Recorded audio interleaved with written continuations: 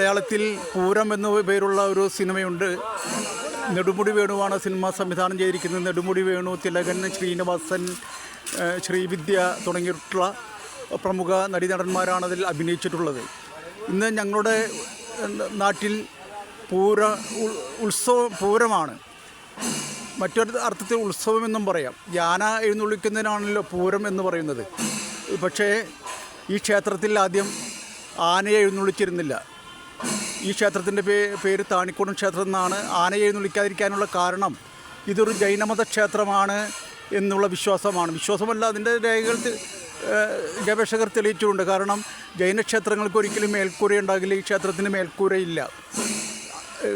ബുദ്ധജൈന ക്ഷേത്രത്തിൽ പൊതുവേ ആനപ്പൂരം നടത്താറില്ല. അങ്ങനെയാണ് ഈ ക്ഷേത്രത്തിൽ നൂറ്റാണ്ടുകൾക്ക് മുമ്പ് ആന മതിച്ച് പോയി ഞങ്ങളുടെ നാട്ടിൽ വന്ന് കല്ലായിത്തീർന്ന് ആനപ്പാറ എന്ന ആ കല്ല്, വലിയ കൂറ്റൻ ശില ഇപ്പോഴും അവിടെയുണ്ട്.